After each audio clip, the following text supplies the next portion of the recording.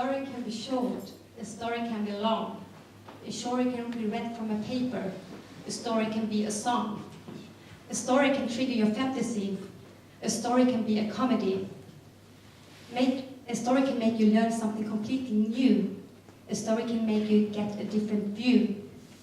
A story can have a personal touch. A story can make you laugh very much. It can be short, it can be long. It can be read from a paper or be a song. Now you will experience all. I hope you all will enjoy. Very welcome, everyone, to this storytelling festival. It now will all begin, and I hope you will feel the atmosphere of 10 different countries in this room tonight. And I will now introduce our moderator for tonight, and it's Raja Hivela, and the stage is yours.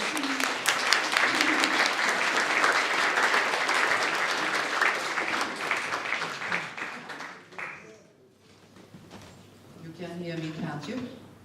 Yes, and Hosgeldinis, Vitame, Benvinda, welcome, bienvenido, bienvenue, willkommen, welcome, dobro pozdravovat ja tervetuloa, ska ni alla vara. You count all these welcomes, did you? How many did you get? More.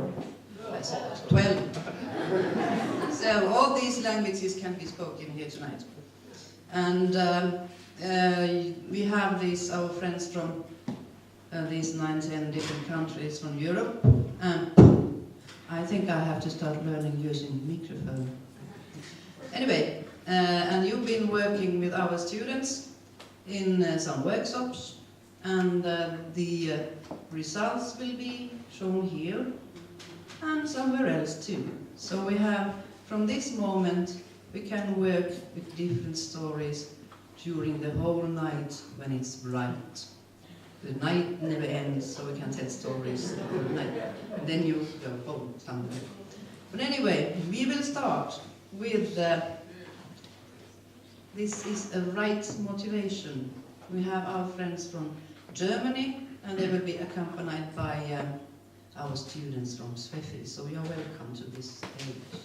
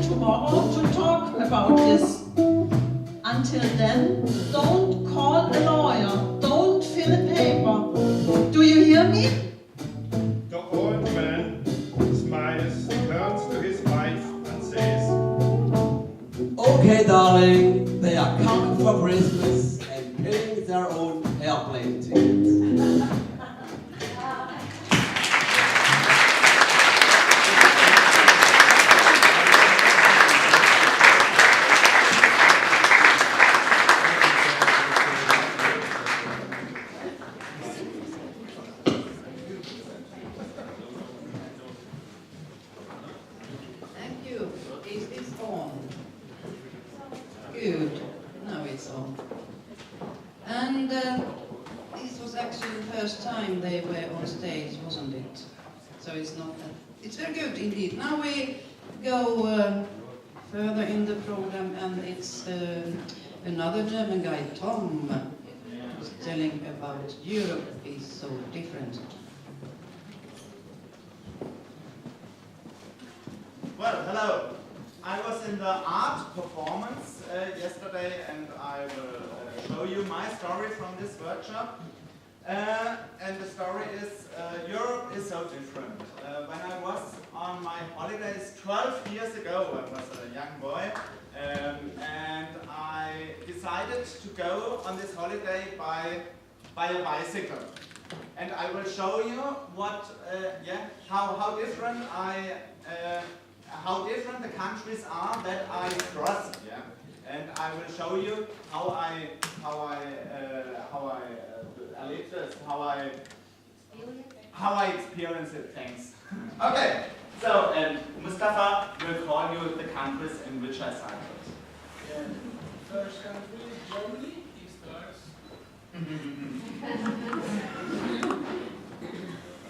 Then France.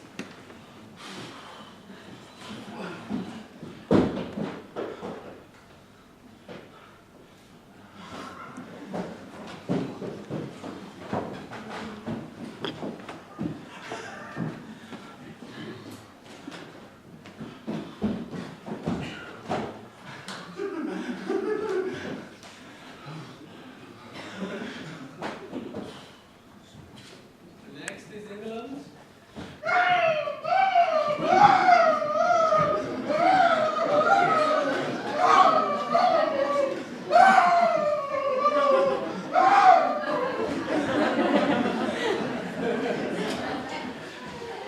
And then Wales.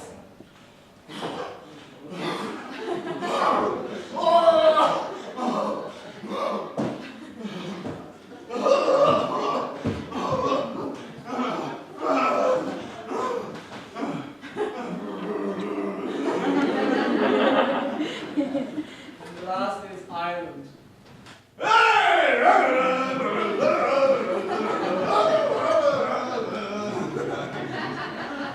So that I experience in different countries in Europe, so different.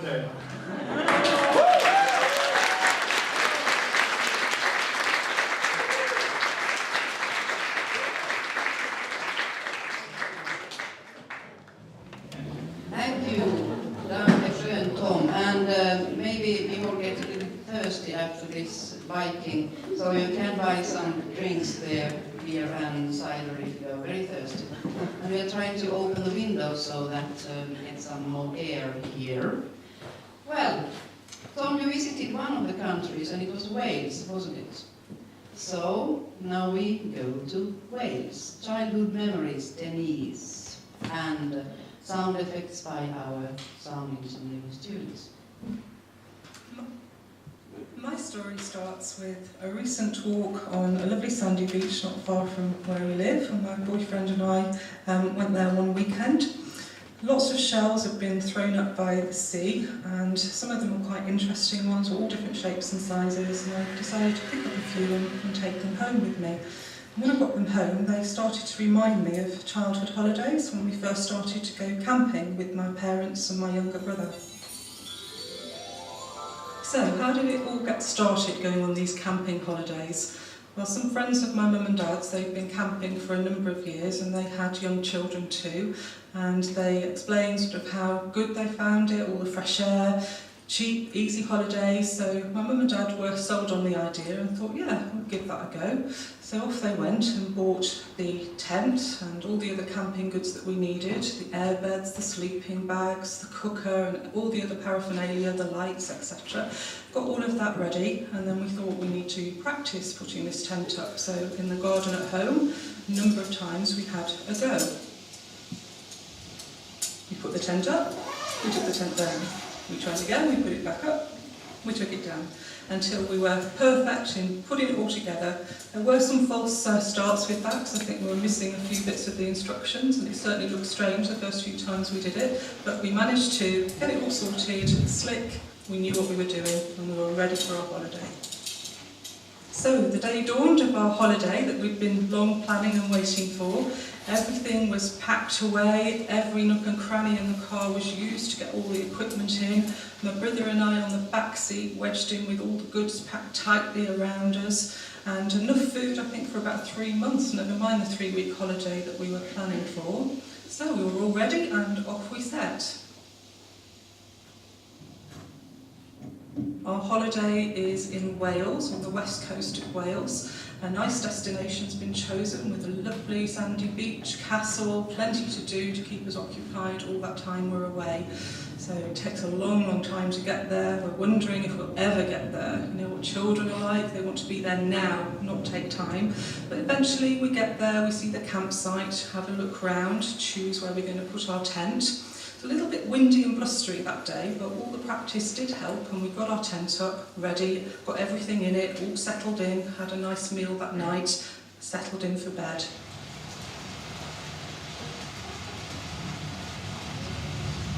So the next morning, we woke up, first thing I heard was my young brother shouting, "Mum, Mum, I'm moving, I'm floating, help!" And we all got up to find him sort of floating around on his airbed. The tent had let a load of water in overnight, and what we didn't realise is this lovely place that we thought we'd chosen to put our tent was in the worst possible place in the field, in a little hollow, and all of the water that came down overnight as it rained and poured collected in the bottom of our tent. So, the next thing we had to do, pack the tent away, move it, get settled again for the rest of our holiday.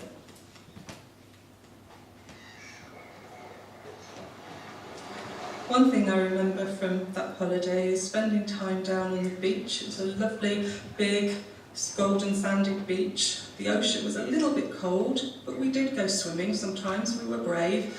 But one thing we did have to look out for was jellyfish. They often came in big invasions and they'd be on the beach, in the sand hidden, or in the water floating around. And if they touched you or if you trod on them, oh, it would sting.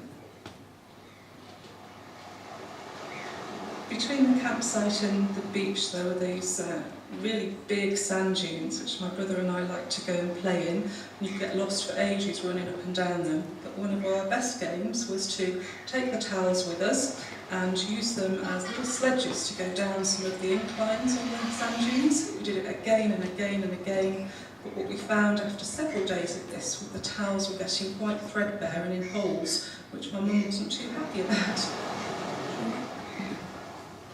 There are lots of interesting things to investigate in the sand dunes, and one of the things that my brother found was this metal casing, which was his treasure, and he took it back to our tent, put it away in his bedroom. What he didn't know was what was in there, and the next morning we all got quite a shock as out had poured all these horrid insects that were infesting his little bedroom in the tent. We didn't always play on the beach or in the sand dunes, we also played around the tent, and one of the games that my brother and I started was there were some stones around which we gathered up and started to play shot put with them.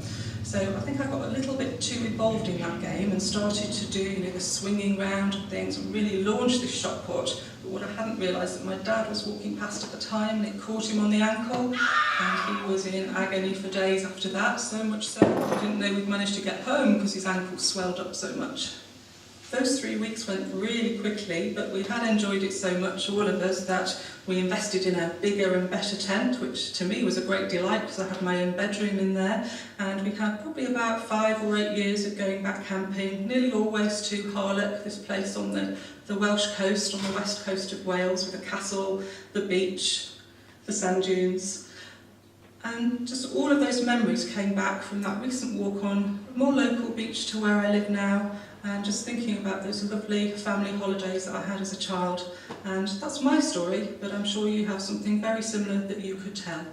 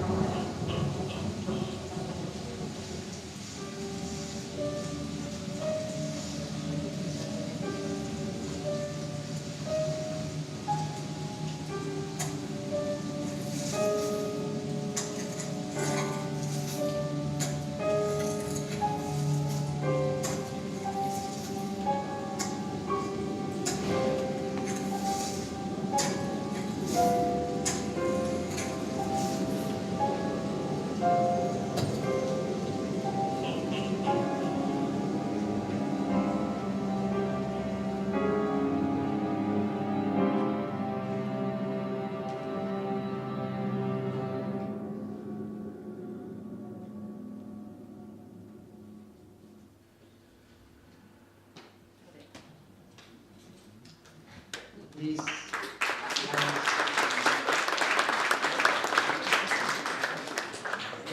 was a very scary story, as you heard.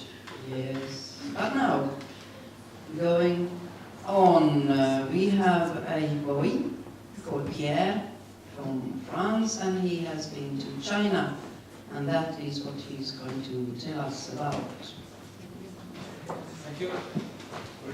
Yes, my story is a real story, of course. I did my paper because, but don't worry, I will try to be clear.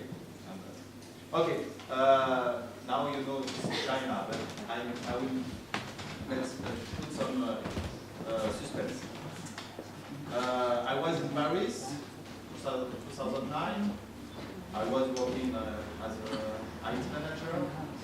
It was a little bit boring, my job. Paris, I'm not Parisian. And I started to look for another job. And one day, on the website of my company, I found a job for... Yes, thank you very much. And after reading the description, it doesn't fit exactly what I am in my domain, but okay, I checked with my boss, I checked with my family. It's a big issue. I have a daughter, I'm married. Do you want to go in China? Crazy, Papa, crazy. My school is just over there. I'm my friend. No, I don't want to go in China. Then my daughter doesn't want to go. Then my wife doesn't want to go. Then I want to go. And I decided to apply for the job. Before telling the system, I had two interviews, and the first one was pretty interesting. Because of the time difference, I was somebody from China called me for the first interview. Then it was 5 o'clock in the morning at home. I was waiting for the call. 5 o'clock, 5:15, 5:05. Okay, I will take a shower. Of course, when I was in the shower, the ring rang, sorry, and I was completely naked and also wet. It was in winter. I was a little bit shaking. Yes, in English. The interview was in English. Yes, okay. My first interview was like that. You can imagine. Then I have another interview face-to-face in France, and finally I was selected. Then started working in China. Tom just tell you, like the German guy, just said that Europe is different. But I can tell you that China is different, and Chinese too. Very different. Okay, I can give you some example. I can tell you that every minute, every situation, I learn something new. It's why it's very interesting. The first example is when I was manager in China. I have 10 Chinese people in my team. And during the meeting, okay, Mr. Lee, could you do this? Mr. Lee said, yes, boss.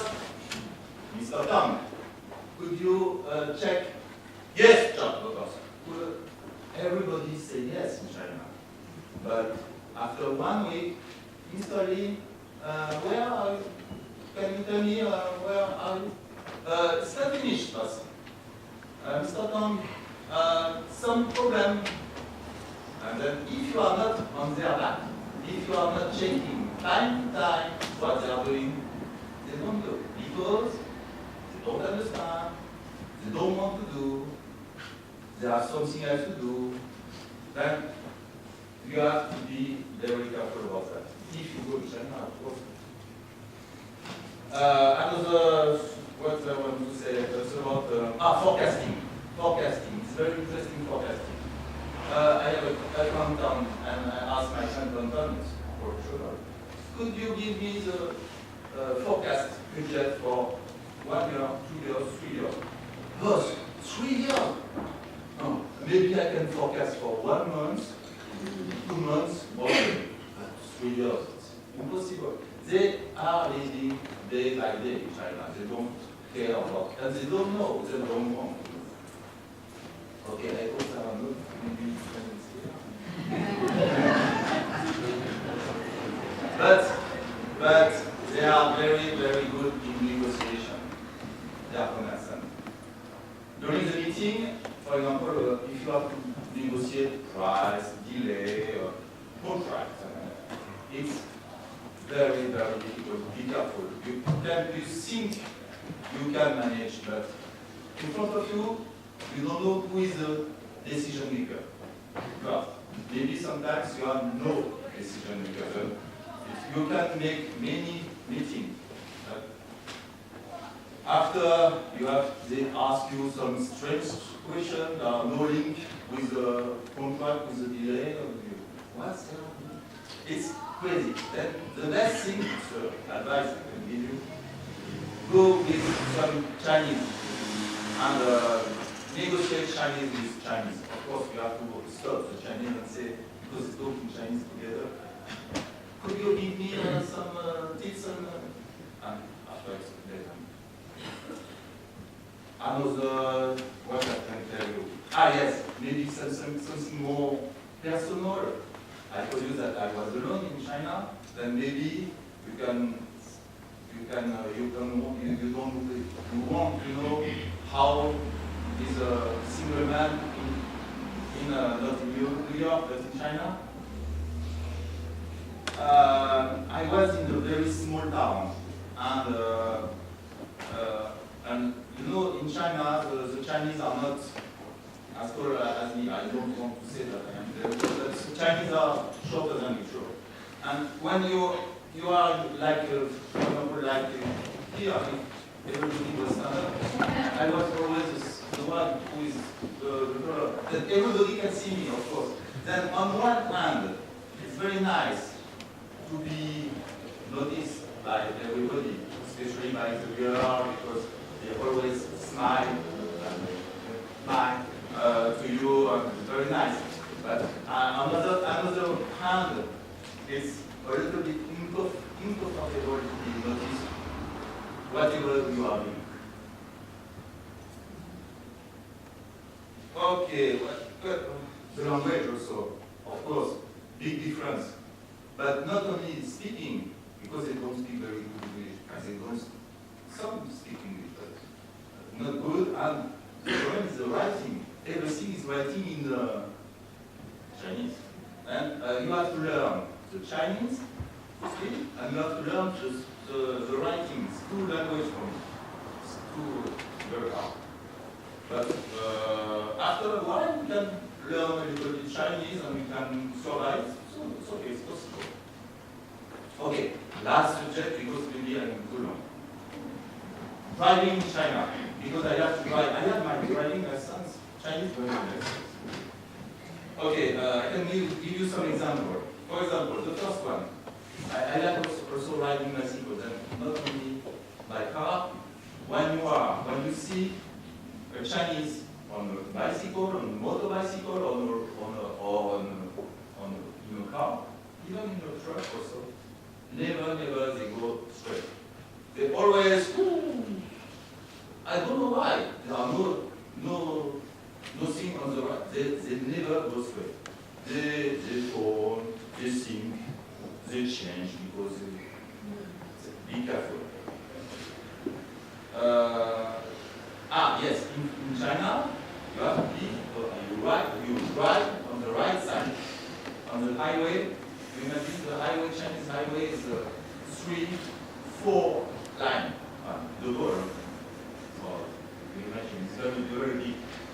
But Chinese people drive only always on the left side, even around nobody. Then how to overtake them?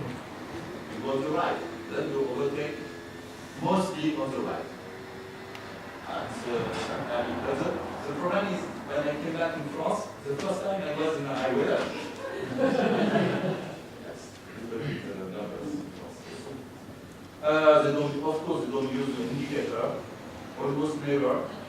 And I remember once I saw somebody with an indicator. I said, "Ah, good," but no, it's the indicator. It is not the indicator 1 hour before. Forget it.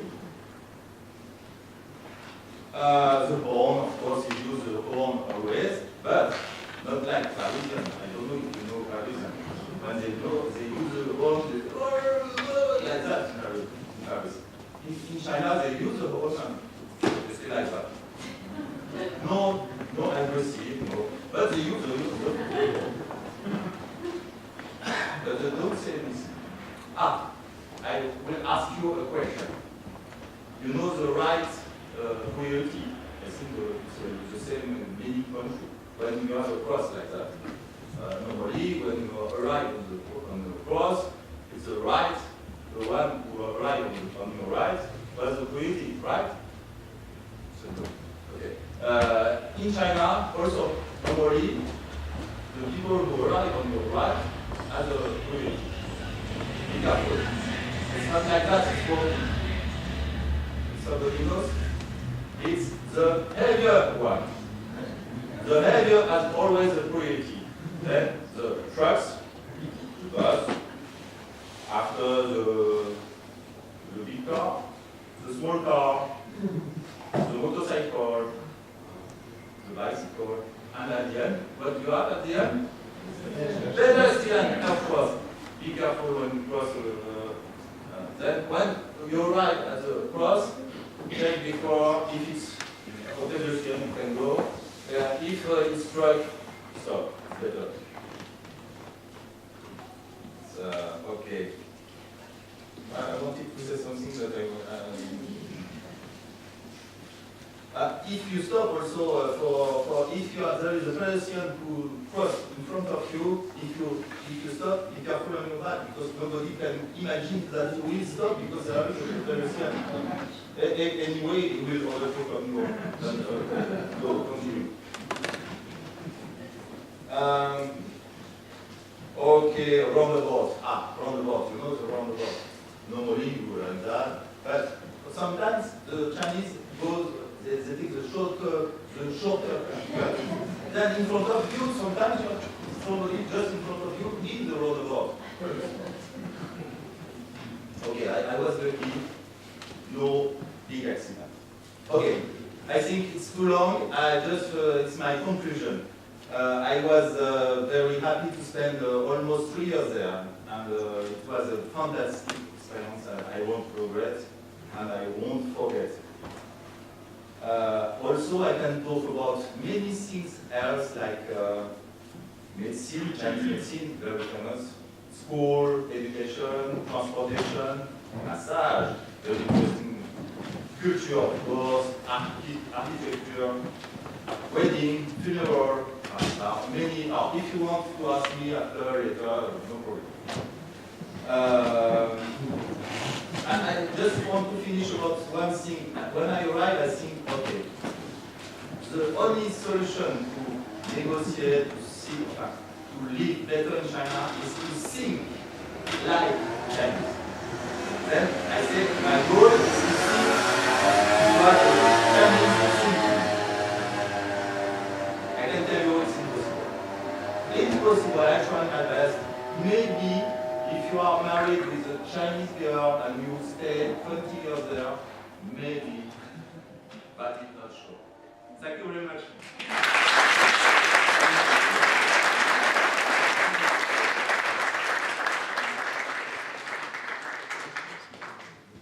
Thank you, merci Pierre. And now we are going to the devil. I don't know, it's the Welsh people who are doing something with the devil's pulpit. So please do that.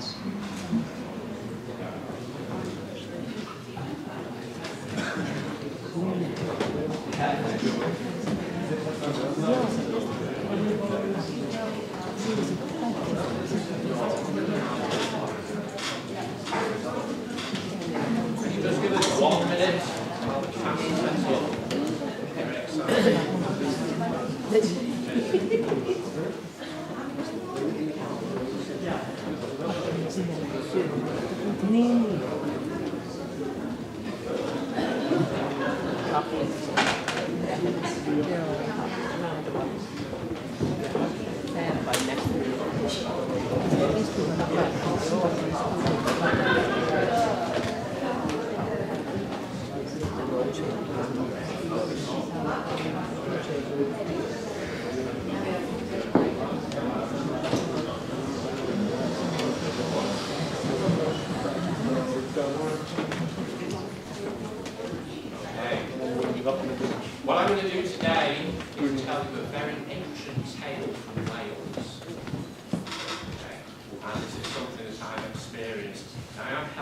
out here by some task, so I want to play help along and get some leads.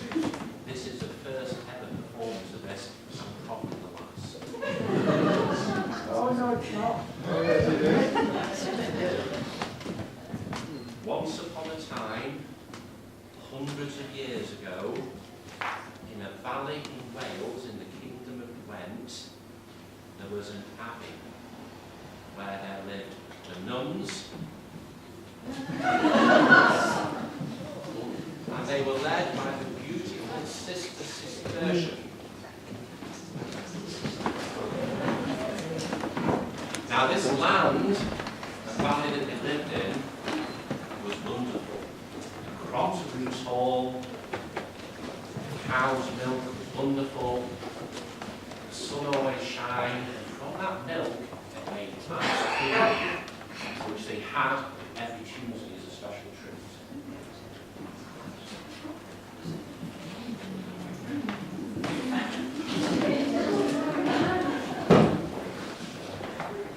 Why was the land so wonderful? Inside the abbey was a chalice, a cup. I think it was the Holy Grail. And as long as the Holy Grail was in the abbey and looked after by the nuns, then everything would be well. Now, above the abbey, there was a large rock. And people call this rock the Devil's Pulpit. And the devil was so annoyed that this valley was so prosperous and everyone was so happy, he used to come up to this rock and look down and watch the nuns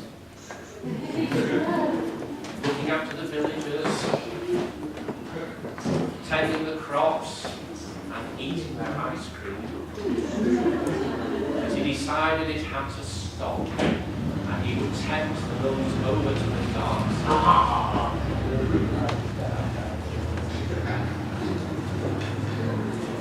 So one day he came up with a plan. He would disguise himself as a crippled knight and go down to the abbey and ask for help.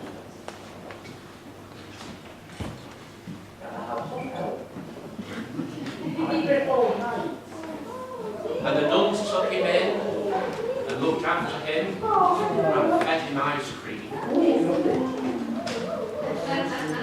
And as he rested, he sneaked into the abbey and he took the chalice and he ran back up onto the rock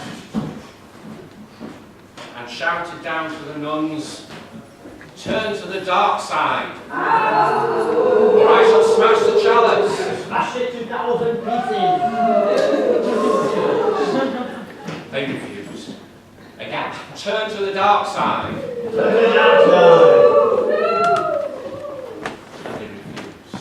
And no matter how many times he challenged them, they would not turn to the dark side. So he took the chalice and he smashed it onto the devil's pulpit, and it broke into 1,000 pieces. Disaster. The winds came, the crops failed,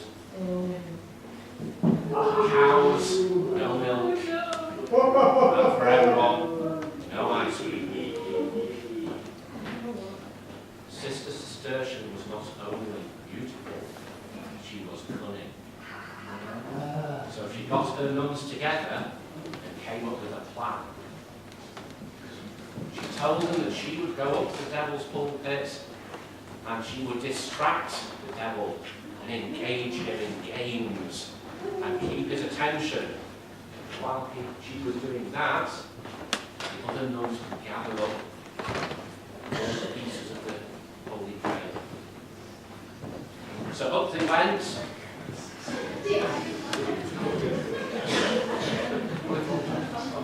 Costume change. Up they went. Yeah. Beautiful, I think you will agree. And she went to the devil and she challenged him to a game of hide and seek. Well, hello. Do you know who I am? You look vaguely familiar. I'm Sister Mustorian? Would you like to play games? Oh, okay. What sort of games have you got in mind? Oh, hide and seek. What's the prize? Whoa! Oh, yes, please, yes, please, yes, please, yes, please. While the devil was distracted, Oh, you're the chef. Oh, the chef. I'll go. I'll hide. You can find me. No, you hide. I'll find you. Right, No. What would you? One, two. Oh, I'm hiding over here. You'll find me over here, behind the tree. Wait, one, two. Oh, by the big door. No, go and hide, Mr. Devil. One. You recognise me. I've got to hold on and back phone. Okay.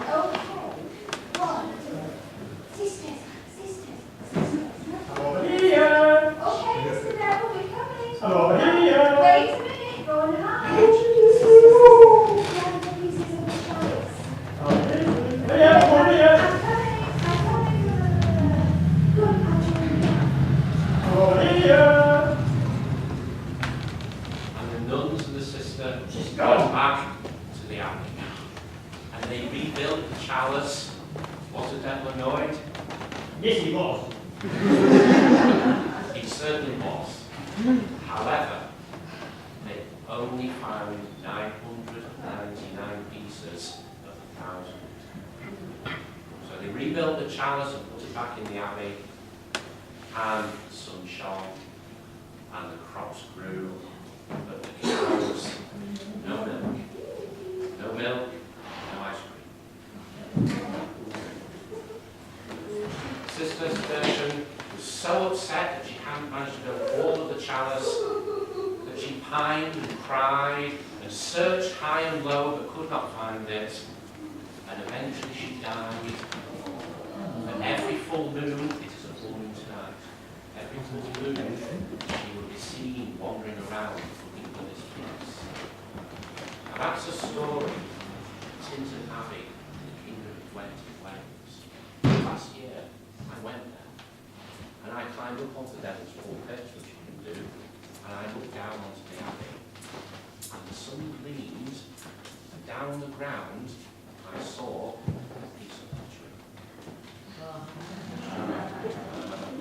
Now the wind blew, and I thought I could hear somebody whispering thank you. I went down to the car park, it wasn't there before, there was an ice cream van. But the one lady serving, was it the sister? We'll never know. Thank you.